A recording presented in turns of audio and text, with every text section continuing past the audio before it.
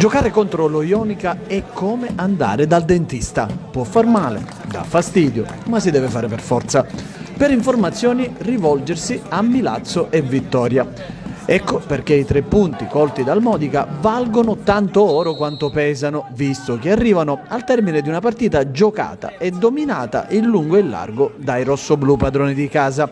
Eppure la domenica era cominciata male. Dopo 10 minuti Ponte sbaglia clamorosamente nel tentativo di uscita dal basso, il suo passaggio colpisce sulla schiena Palmisano, la susseguente carambola diventa un assist d'oro per Verdura che non ha difficoltà a portare in vantaggio lo Ionica.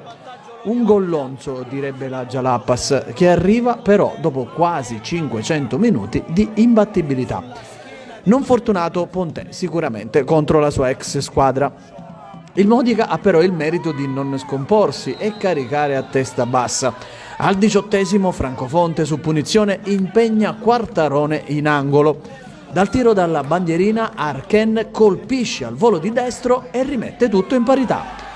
Il vantaggio dei messinesi è durato solo 9 minuti.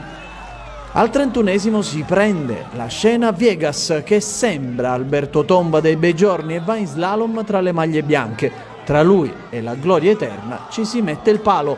Applausi comunque dal pubblico che apprezza la prestazione dell'ultimo acquisto del mercato. Giallo, ed è il caso di dirlo, al 41°. Tosalini, numero 6 dello Ionica, dopo essere stato portato fuori a seguito di un colpo ricevuto, rientra in campo senza l'autorizzazione dell'arbitro. Già ammonito, il difensore dello Ionica viene graziato dal direttore di gara, che lo riprende verbalmente tra le proteste dei rossoblù. Il Viegas Show continua al 44°, imbeccata perfetta per Aldair che di punta, come nel calcetto, anticipa l'uscita di Quartarone e completa la rimonta modicana. Impazzisce il vecchio Vincenzo Barone. All'intervallo Modica 2, Ionica 1. La ripresa si apre con Ido Yaga che in versione assist man chiude con Schembari una splendida triangolazione. Primo gol in maglia Modica per l'italo-inglese, motorino inesauribile del centrocampo.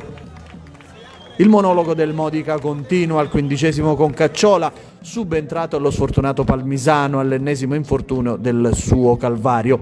Il tiro dell'esterno finisce di poco fuori. Al 23° la seconda manche dello slalom speciale di Aba Viegas finisce però come la prima. Stavolta è la traversa a dire di no al portoghese naturalizzato capoverdiano. Standing ovation per il numero 20 che ha già conquistato i cuori dei tifosi. È l'ultima emozione di una domenica che lascia tutto inalterato in vetta in attesa del derby di domenica prossima a Vittoria.